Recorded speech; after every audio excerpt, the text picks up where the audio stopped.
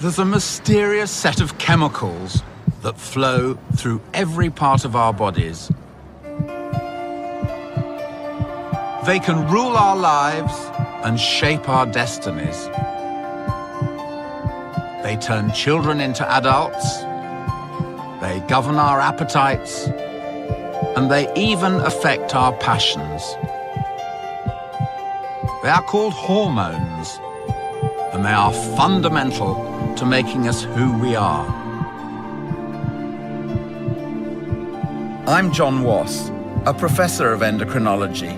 That's the study of hormones. Hormones have been my professional life for 40 years, and they're absolutely fascinating. To a greater or lesser extent, they control everything in your body. How we unraveled the way hormones work is one of the most fascinating stories in the whole history of medicine. It's a story that involves bizarre experiments and quite remarkable characters. Along the way, there have been some horrific wrong turns and some of the worst examples of opportunism and quackery. It's sperm in liquidum. Hormones of 2 testicles.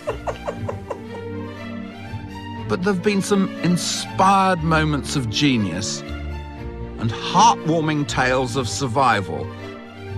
And here's a picture of Leonard Thompson, and he should have been dead.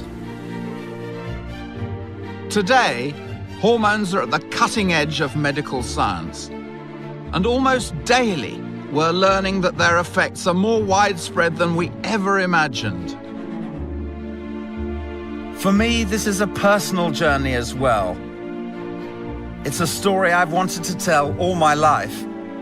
To share and instill my enthusiasm for this subject, which affects each and every one of us, is the most wonderful opportunity. Hormones are a crucial part of our biology, and to understand them is to better understand ourselves.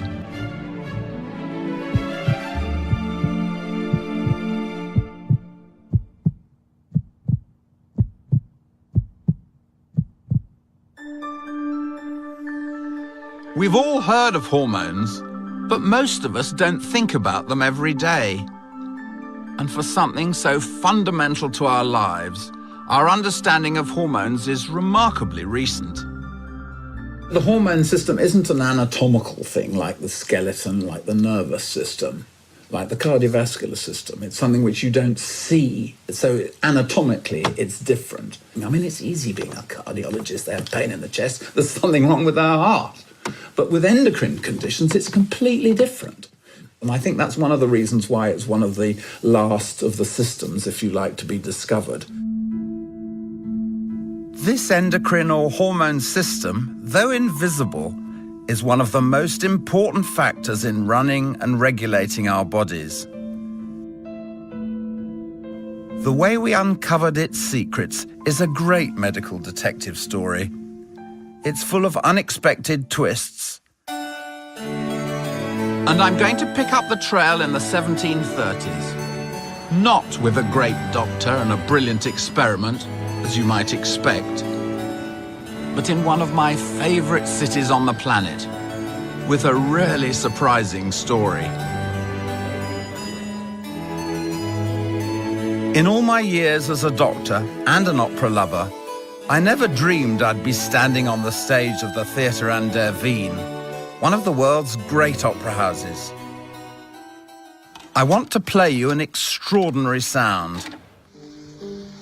Believe it or not, this is the voice of a grown man, over 6 foot tall. Made in 1902, this is the only recording of a singer of this kind.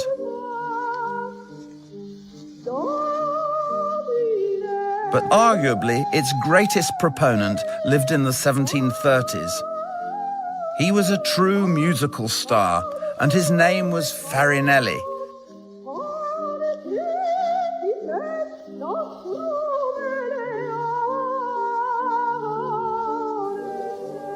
This is the sound that Farinelli would have made.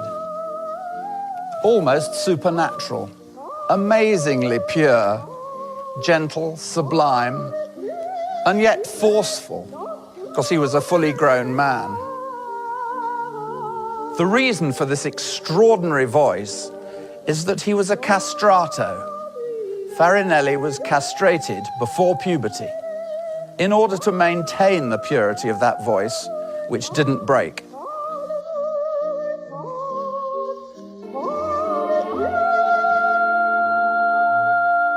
When a boy reaches puberty, his voice can drop by as much as a whole octave.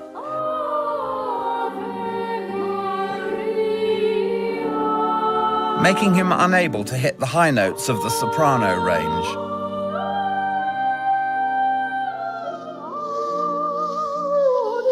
But since Farinelli was castrated before this change could happen, his voice remained high, even as he grew to full adulthood. Amazingly, this shocking procedure continued into the early 20th century. And for many boys, castrated in the hope that they would be the next Farinelli, the effects were both dramatic and permanent. It wasn't just his voice. There were other really important changes, which you can see in this wonderful painting. You can see that he had a straight hairline like a woman and didn't have the V shape of a man. He's covered his lack of an Adam's apple with a silk scarf. And castration even affected how much Farinelli grew. He had an enormous chest. Also, his really long arms. And the legs, too, will have been very long. They carry on growing. And all of this because of castration. Castrati serve as a very dramatic demonstration of what happens when you remove the testicles or testes from humans. And of course, people had observed the effects of castration on cattle for centuries. But amazingly, there was no scientific explanation for why this happened, right into the 19th century. So this is the big question that completely baffled people. How on earth could the testes affect so many parts of the body, from your vocal cords to the length of your limbs?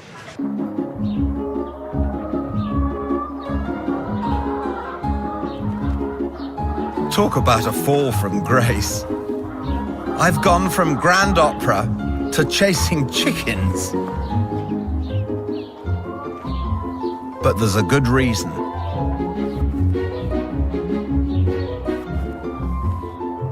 In 1849, a German physiologist called Arnold Berthold did some extraordinary experiments on chickens, which would reveal the mechanism by which castration could affect the whole body.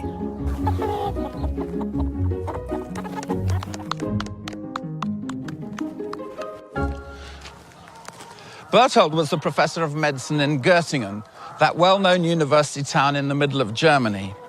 And he also ran the department of zoology, where he came across some birds called capons.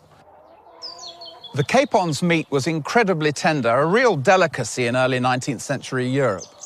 And the reason for this is, like a castrato, they'd had their testes removed. Castration had a wide variety of effects on these birds. Compared to regular cockerels, they became docile, meek even, and lost all their sexual appetite. But the main reason Berthold chose capons for his experiments was because they had an obvious physical marker, which made them easy to tell apart from cockerels, even at a glance. This is Bernard, a real bloke of a bird, and I can tell you he's itching to chase hens. You can see his aptly named comb on the top of his head, his wattle under his beak. He's a full-blown male. Capons were completely different. They had droopy combs and droopy wattles. Armed with this simple measure of masculinity, Berthold began a series of experiments to see if he could halt or even reverse the effects of castration. What he wanted to do was try and reverse the changes that had gone on. So he took the testes out of young cockerels. Then what he did was to transplant testes into cockerels, not within their normal place in the body, but in the abdomen. And surprisingly, he found it would maintain their sexual activity, their aggressive behaviour, and also maintain their wattles and combs. With these birds, Berthold now had a way to answer the completely crucial question: how were the testicles able to affect distant parts of the body? When Berthold came to do the autopsy on these birds, he found, quite surprisingly, that the testes that he'd put back into the abdomen had redeveloped their own blood supply. The blood vessels had grown round the testis. So the key deduction was that whatever effects were happening through the blood. And what Berthold showed, interestingly, were there were obviously some chemicals released from the testes that reacted at other parts of the body. We now know that Berthold was seeing the action of the male sex hormone testosterone, which, released into the blood in huge amounts at puberty, effectively turns boys into men. No one had any concept that chemicals alone could have such a dramatic effect on the whole body. But strangely, his findings didn't have much impact on the broader scientific community. And Berthold himself didn't conduct any further research into what he'd seen. These were fabulously interesting observations, and it's interesting that Berthold really didn't seem to think very much as to why they had occurred. So it was a huge missed scientific opportunity. And it was going to be many decades before there was an explanation. In the 20th century, scientists would rightly acknowledge Berthold as the first to describe how the testicles work. But sadly, his contemporaries ignored his findings. Instead, they made bizarre claims about the testicles, and in particular, for men at least, they thought they might be the source of eternal youth. Brown-Séquard's method. This extraordinary advertisement from the early 20th century claims to have found the power to rejuvenate old men. Populous. Hormones of 2 testicles. This is so funny.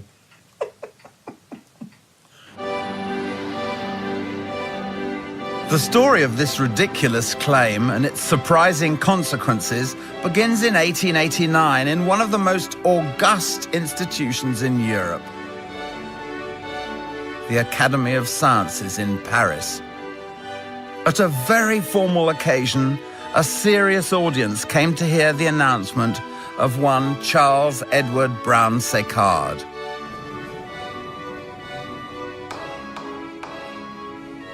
At the age of 72, and at the end of a long and distinguished career as a scientist and a doctor, he will have been familiar with the wonderful surroundings in the Grande Salle de Sciences, the Academy of Sciences in Paris, as a large number of eminent professors gathered to hear him speak. What Brown-Séquard announced was a truly unbelievable experiment. He said he had prepared a concoction of the following 3 ingredients: blood of the testicular veins, semen, and juice extracted from a testicle, crushed immediately after it has been taken from a dog or a guinea pig. The resulting blood and semen mixture he injected into himself. This is what he told his astonished audience, that he'd more strength and stamina, his concentration powers had improved, and as well, his mental energy was considerably better. Apparently, there was shocked silence in the audience. But with an average age of 71, you can just imagine them thinking, oh my goodness, that would be good. This had the potential to be the elixir of life and a possible breakthrough of the century. The announcement sent the media into a complete frenzy, And with the public demand for this kind of cure-all remedy soaring across the globe, the papers were filled with articles and advertisements about it alike. Brown Séquard was headline news throughout the whole world. The press asked, was this a genuine elixir of life? Of course it wasn't. But it was a call to arms, signalling the start of a period of intense interest in the testicles and other related organs, whose extracts people thought could be used for medical purposes.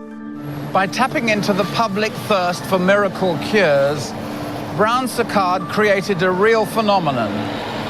This was called organotherapy and involved the injection of various glands into people, often with very little scientific evidence, to cure various illnesses. But in the case of Brown Séquard, no one was able to repeat his results experimentally, and the dramatic effects he had claimed on his own body must have been down to nothing more than a placebo effect. Unfortunately, it's unlikely that the watery extracts would have contained any active substance at all. So, Brown Séquard's extract couldn't possibly have worked. But the great interest it inspired in the effects of gland extracts did have lasting consequences. Throughout the next decade, the 1890s, there was a whole series of genuine scientific breakthroughs, ones that are a vital and extremely gratifying part of my job today. So this was a woman I was treating who had an underactive thyroid. And one of her children sent me a card, "Thank you for listening to my mum and giving her back." And then her mother wrote, "I cannot thank you enough for giving me my daughter back, my grandchildren their mummy back, and my son-in-law his wife." And all I'd done was to give her thyroid hormone. Lovely though it is to be thanked like this, I really don't deserve it. The real thanks should go to a pair of pioneering British doctors from the 1890s.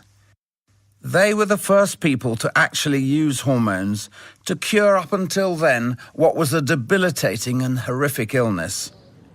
This was the story of the first scintillating discovery which resulted in a successful treatment in endocrinology, and it relates to the thyroid gland in the neck. The treatment focused on disorders known as myxedema and cretinism. They're in fact similar conditions which can leave sufferers physically and mentally disabled. They were relatively common even 100 years ago, and cretinism even featured as a tick box on the Victorian census. Fortunately, it is a disease that is completely manageable today, and that's because of the work started by this man. Victor Horsley was born here in sunny old London into a family of artistic aristocrats. But he had a huge social conscience and was a forcible advocate of free healthcare for all.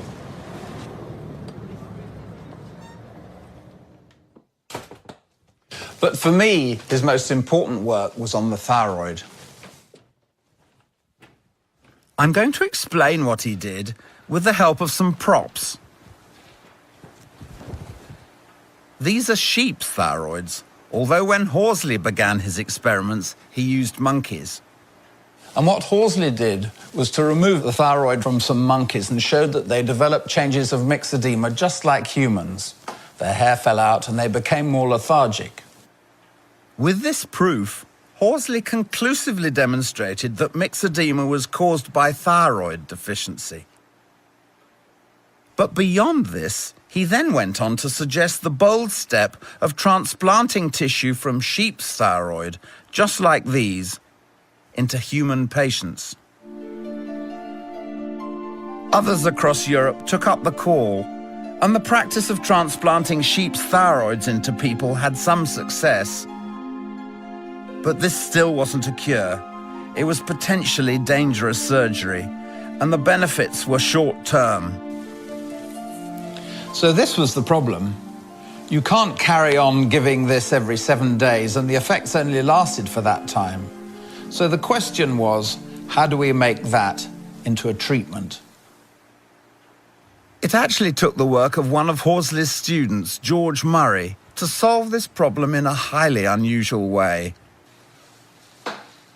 Murray's solution was to cut the thyroid up into tiny little bits, put them in carbolic acid, stopper them overnight, and then use a common or garden handkerchief.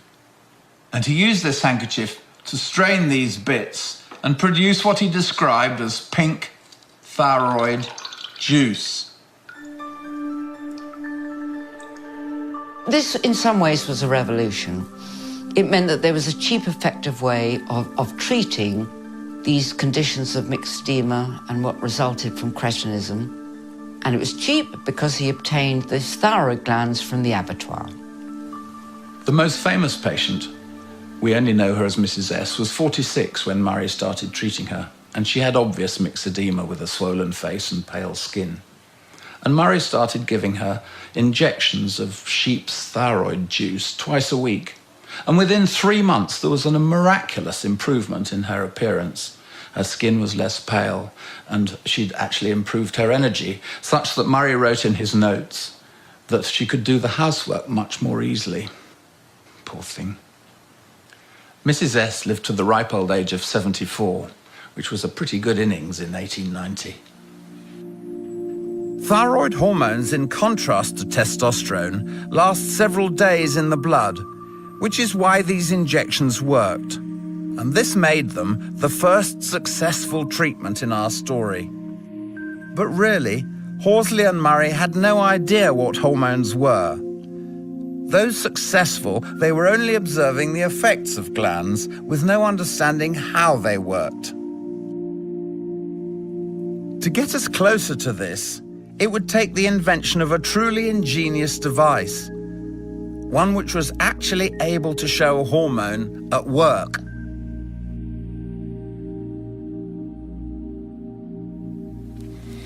You could be forgiven for thinking that this was a Swiss masterpiece watch from the turn of the century. In fact, it's an amazing device invented by a physician from Harrogate called George Oliver. What this machine is called is an arteriometer, and it's a beautiful piece. And what you do is you simply put it on the wrist where the artery is, and you can measure the diameter of the artery on a gauge. Oliver was looking to cure low blood pressure using extracts from the adrenal glands, the glands that sit at the top of our kidneys. He had injected it into rabbits, all of whom had died as a result, but he was keen to test his extract on humans. And some people say he even used these on his son. Fortunately, his son survived and gave Oliver the results he needed. What he showed was that the effect of adrenal gland extracts, as measured on his arteriometer, caused a narrowing of the arteries and a resultant significant increase in the blood pressure. What we now know is that Oliver was measuring the effect of adrenaline. This chemical is released by a gland that sits on top of the kidneys. It produces a signal to get the heart beating faster and the blood flowing more quickly. Being able to measure the effects of adrenaline was an amazing breakthrough. But the mechanism by which it and other hormones worked was still a mystery. It would be solved just a few years later. But at a terrible price.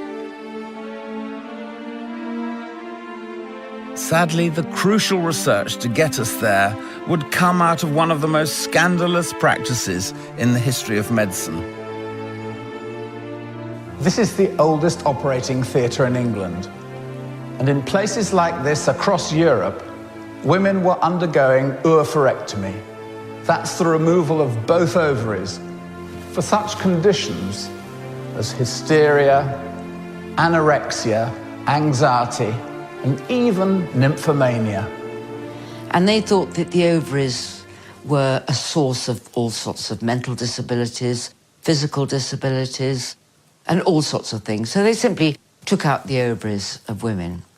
And the reason they did this was because of a huge misconception, all to do with the nervous system. The general view was that the nervous system governed all parts of the body, including the brain.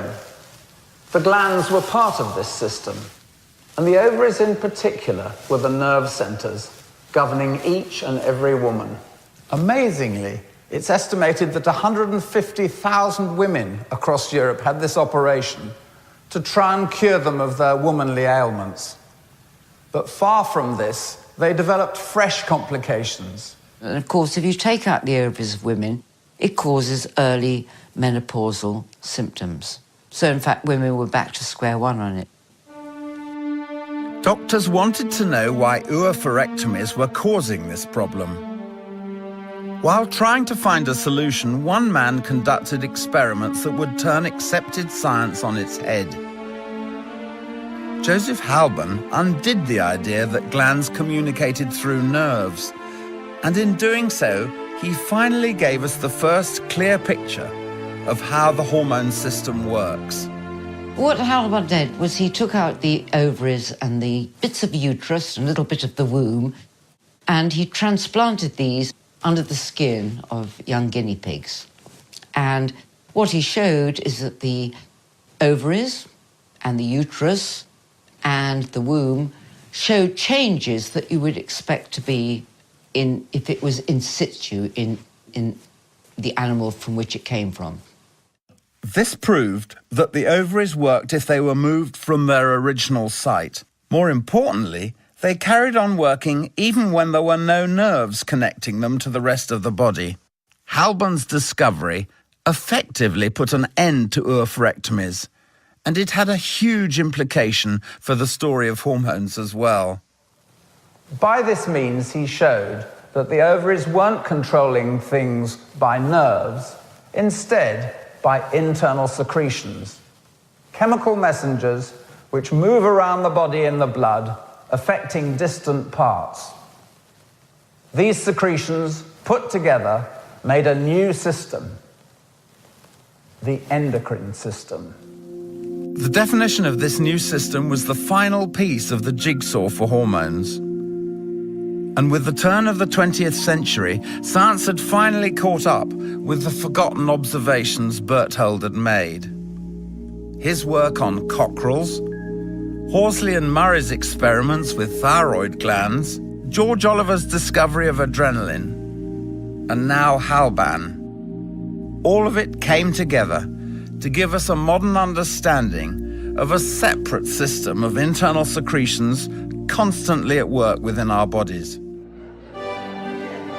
All that was now needed was to give these secretions a name. The story goes that at a university dinner in Cambridge, Ernest Starling, a leading physiologist of the day, coined the term that we've all come to use. As Starling sat talking with a colleague, they both struggled to find a name for these secretions that could pass to another part of the body and stimulate it directly. A scholar of ancient Greek just happened to pass by, and so they asked him. Someone said, well, they ought to call it something like hormeo, which is the Greek word for I excite or stir up.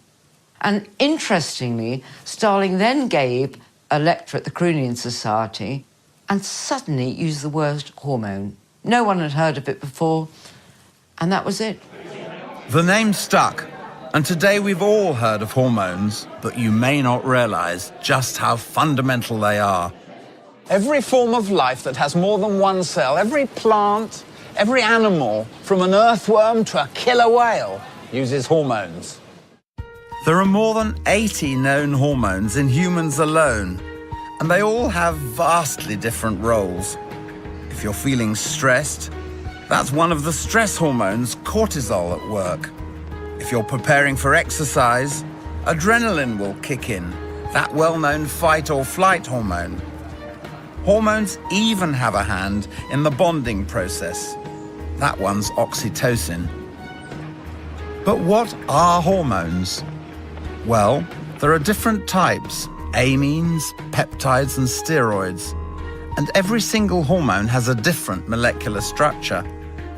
But what unites them is how they work. Each hormone is aimed at a particular target cell. Strange as it may be, let's imagine I'm a hormone heading for my target. Each hormone flows through the bloodstream, passing over billions of cells. But they will only have their desired effect when they reach the right one, a cell that matches their specific chemical structure. You see, hormones only work at specific cells. Anywhere else, it's like trying to unlock a door with the wrong key. Okay, wrong cell. Let's try that again. At these specific target cells, the key fits perfectly, and the hormone effectively unlocks the cell to get it working. Once the hormone acts on its target cell, it can change the way it behaves to make it perform a specific task. For example, when adrenaline reaches the heart, it makes it beat faster. Each hormone has its own unique role. Hormones have many different actions and many different timescales of action. So adrenaline has an effect on the heart for only a few minutes, whereas estrogen secreted every day has effects which last for years. Building up over long timescales like this, some hormones can have dramatic effects on our body, as one of my former patients can help to demonstrate.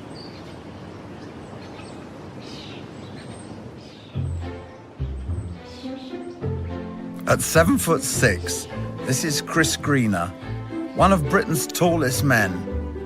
And here he is with our film's director, James, who's a good 5'9". Chris leads a healthy, if unusual, life. When people say to me, oh, well, what's the problems about being tall? I said, getting clothes, I have to have everything made to measure. I've had this problem for, well, the best part of 50 years. When I left primary school, I'm taller than most of the teachers. I just thought that I would stop growing, but I didn't. Chris's condition, called acromegalic gigantism, we now know is caused by overproduction of growth hormone, which meant that he kept growing and growing and growing well into his 20s. When I started work, I was 6'7", and when I was named tallest man, I was about 7'5". So I grew about 10 inches in 7 years. Some of those years, I was probably growing in excess of 2 inches a year. It was by studying people like Chris that the mysterious role hormones play in growth was unraveled. The story starts in the 1780s with a man similar in stature to Chris. When Irishman Charles Byrne came to London to earn a living as a human curiosity, he quickly attracted the attention of a notorious scientist and collector called John Hunter. Going against Byrne's dying wish to be buried at sea, Hunter stole his body and displayed the skeleton in a museum. And, as unethical as this was, it did leave scientists an invaluable clue.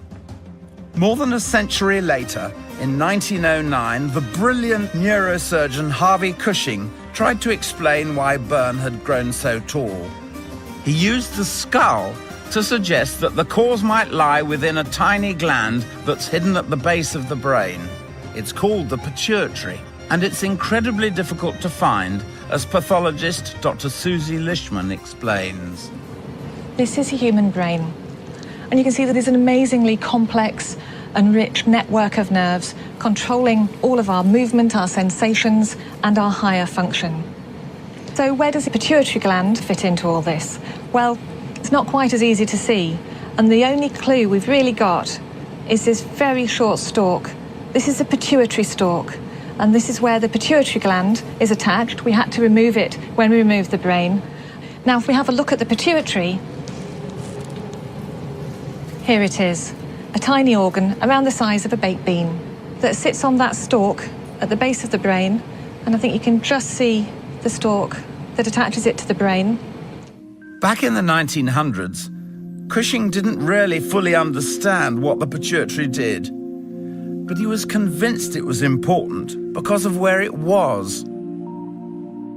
And if we look in the base of the skull, we can see where the pituitary nestles in this area called the pituitary fossa. So it's very carefully protected by a ring of bone to make sure that it doesn't get damaged. The protective bone layer convinced Cushing of the pituitary's importance, and that here lay the explanation for Charles Burns' unusual height. And that's what was so interesting when Harvey Cushing examined the skull of Charles Byrne. Instead of having this small bean-sized area, there was a much, much bigger hole. And that's because the bone had been eroded. And Cushing deduced that that was because he'd had a pituitary adenoma or tumour that had grown, forcing the bone away.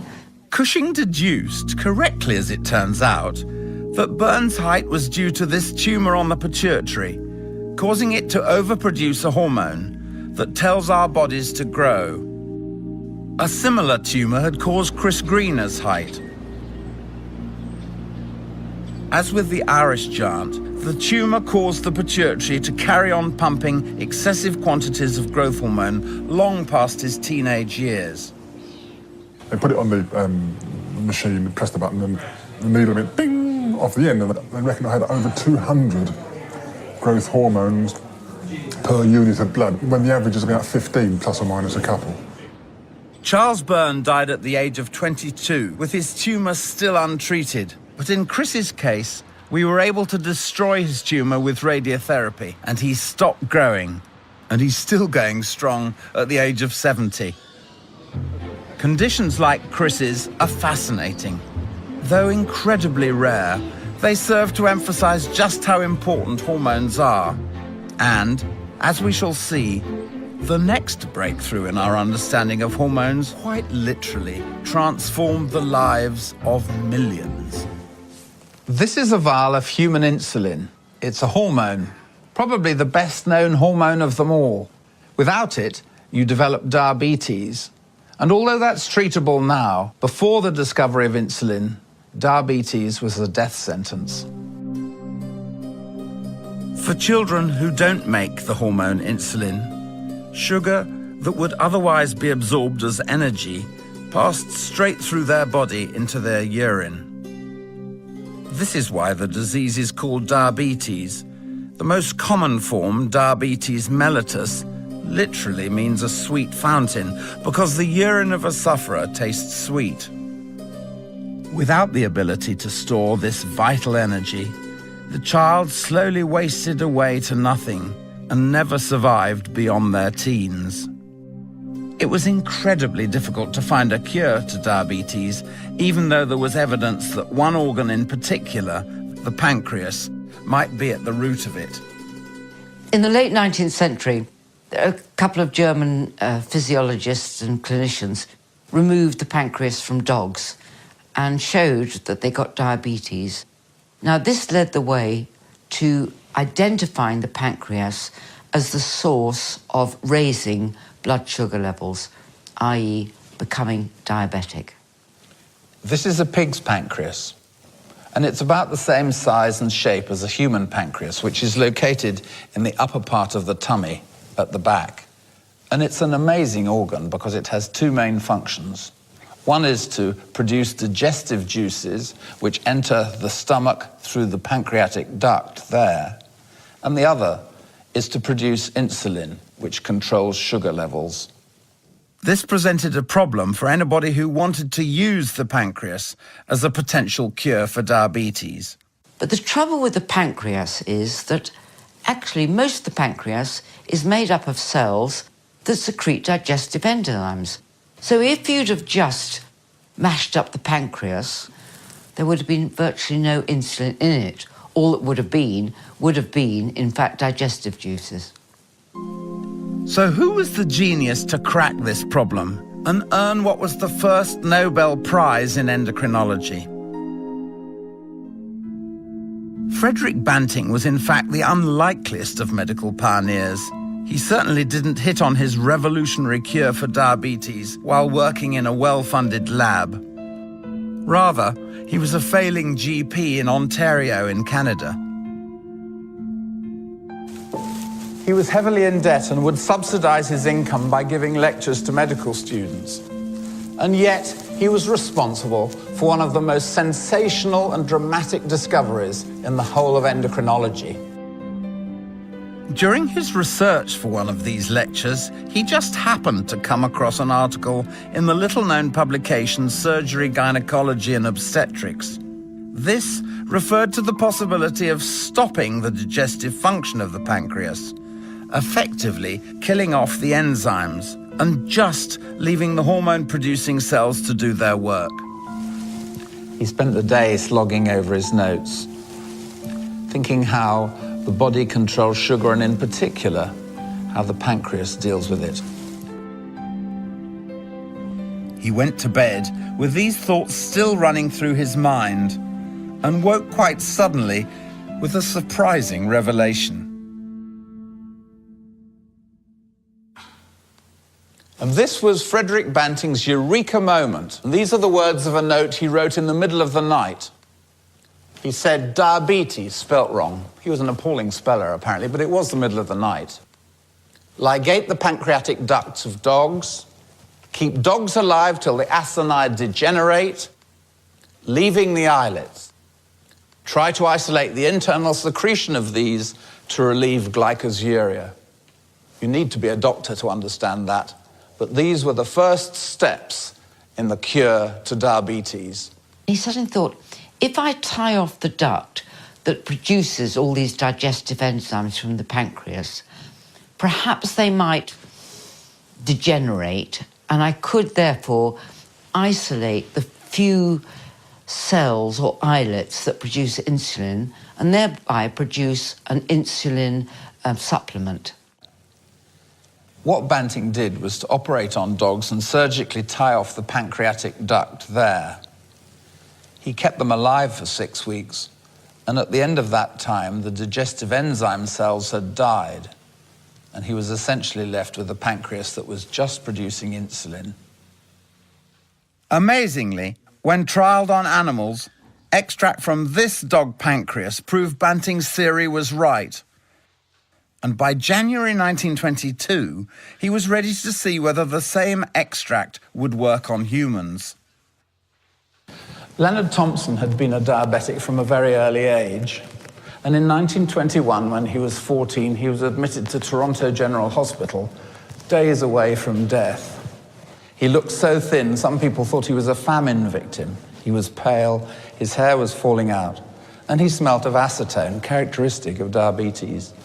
And it was at that stage that he and his father agreed to have Banting's new experimental treatment containing insulin of what was described as thick, brown muck. After a little refinement, this so-called muck, still made from dog's pancreas, gave Thompson a whole new lease of life. And here's a picture of Leonard Thompson after he started treatment with insulin, and he should have been dead, but happily he was the first patient to be successfully treated, and it's wonderful because I've never seen a picture of Leonard Thompson before.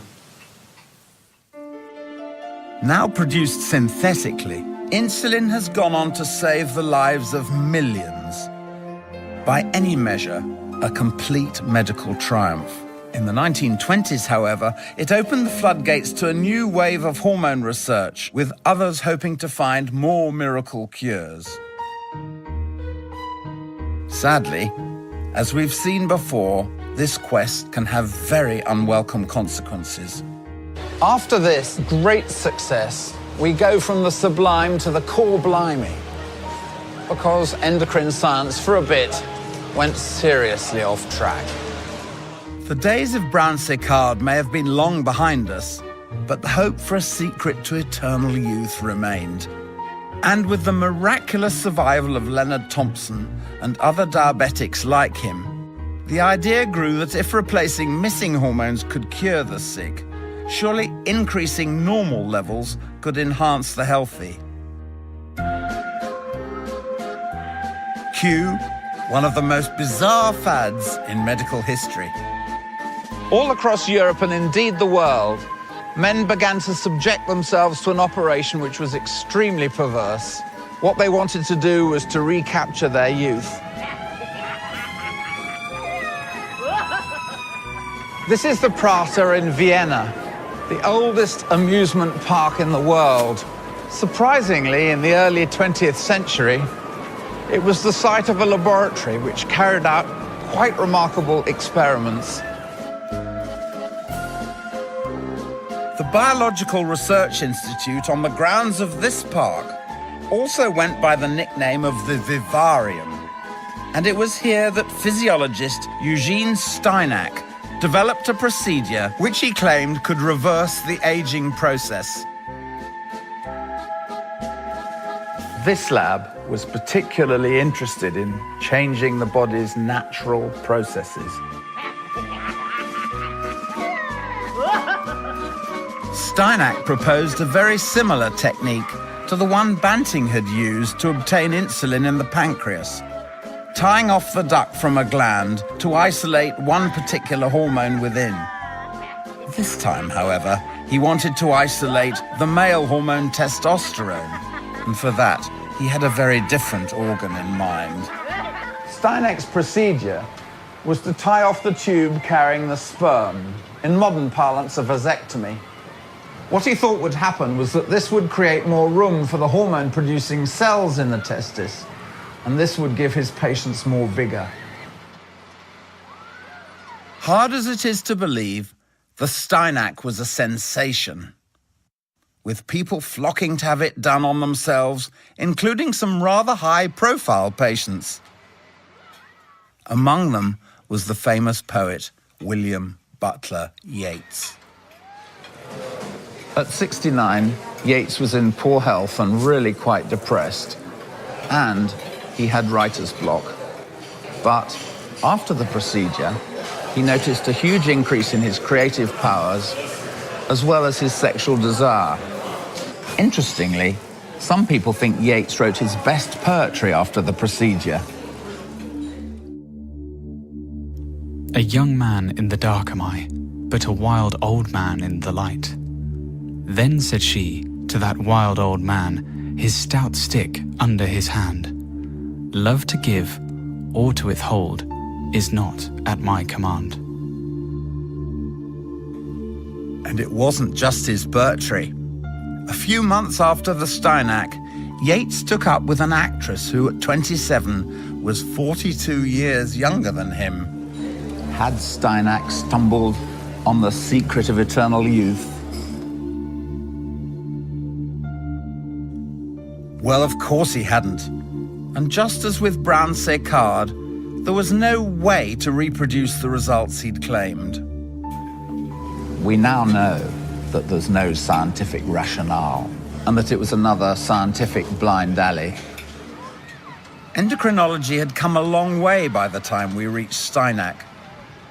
But his procedure failed because his understanding of how hormones work was far too simplistic. Steinac thought that the more testosterone there was circulating around the body, the more invigorated you became. But the problem was, it wasn't that simple. First, Steinac was wrong to think that tying off the sperm ducts caused an increase in the male sex hormone testosterone. But more crucially, even if he could have raised its levels, he completely misjudged what would happen. There's only one part of the endocrine system he hadn't understood, and that's the most important part of all. Steinac had no idea how hormones are regulated. But the publicity around his claims spurred on a huge amount of research, and out of this came an explanation of where he'd gone wrong. And more than this, it gave a new understanding of a key role of a tiny gland we've met before, the pituitary.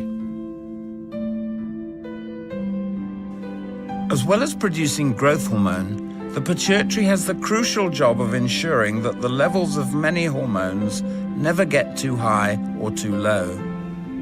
And that's why Steinac's technique couldn't possibly have worked.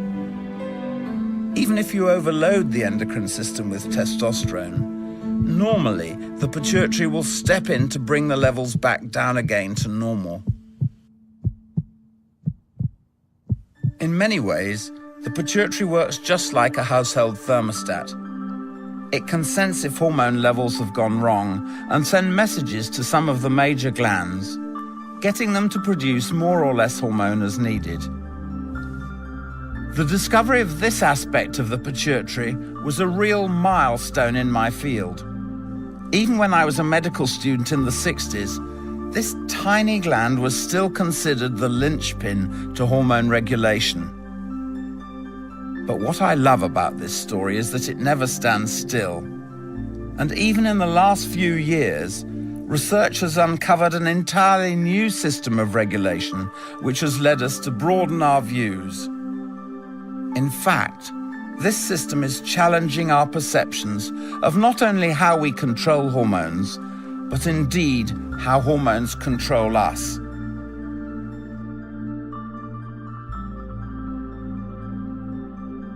Professor Sadaf Farooqi has been working at the cutting edge of hormone research for more than a decade. She and her team have been studying the role of hormones in obesity. And in this condition, hormones work in a much more surprising way than we ever imagined. So the first real breakthrough emerged with the discovery of a completely new hormone called leptin, which was first found in mice which were severely obese. And this really paved the way for finding out an entirely new system for how weight is regulated. And this system depends upon the hormone leptin, which is actually made by our fat. It was a discovery that was entirely unprecedented. A hormone produced not by a gland, but by cells which no one thought had any part in the endocrine system. And this is not something we had realized before. We didn't know that fat could make hormones. We knew that fat is there to store extra calories.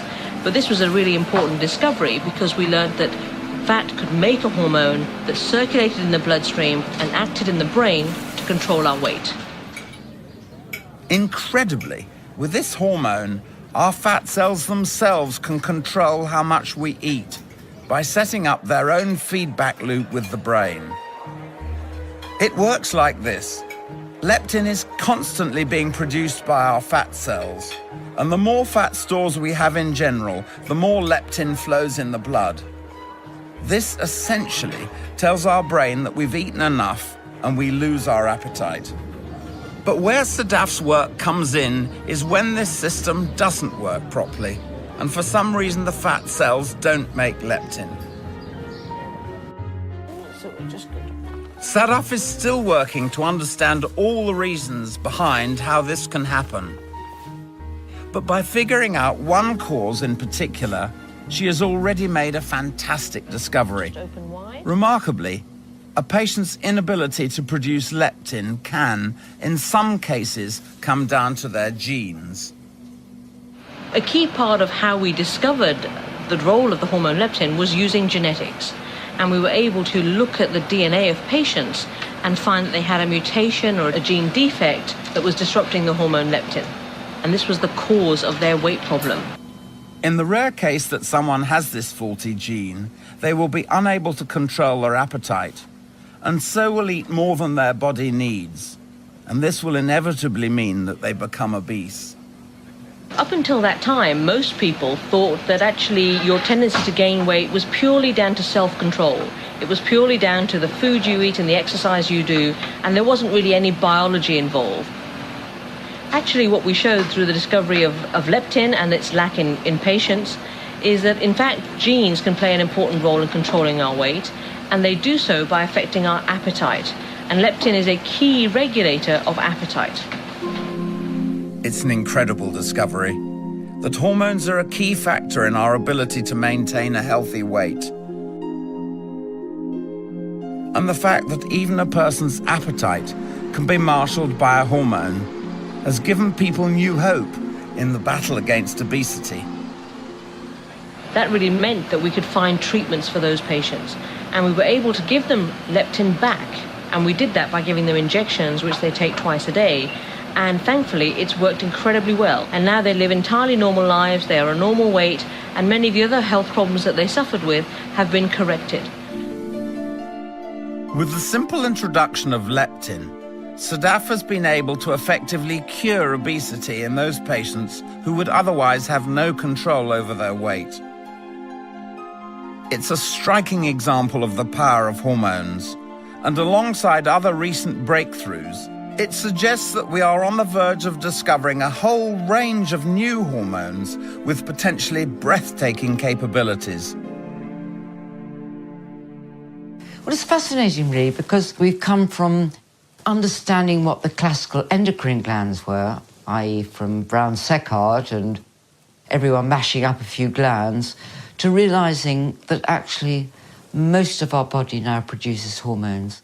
And I think in the future, the discovery of new hormones is going to be absolutely vast. Work like Sadaf's forces us to reassess whether what we do is down to free will or simply our hormones. And it's a heady thought to think that one day we might harness the power of these chemicals to control almost every aspect of our biology. But there are lessons to be learnt from the history of hormones. Stories like oophorectomies and the search for eternal youth remind us that a little bit of knowledge is a decidedly dangerous thing. Even now, we mustn't assume that we have all the answers. As soon as we think we understand hormones completely, a new discovery will come along and prove just how little we know. It's extraordinary that the study of hormones is only just over 100 years old.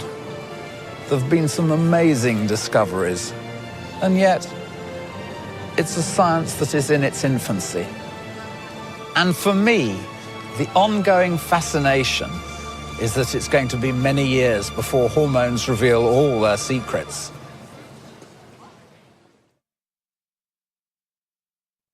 How bones help winged creatures get off the ground here on BBC4 tomorrow. Brand new The Secrets of Bones is at 8:30. Back to tonight, though, and stay with us for a little lesson from Danny Baker as he brushes up on miniature Britain.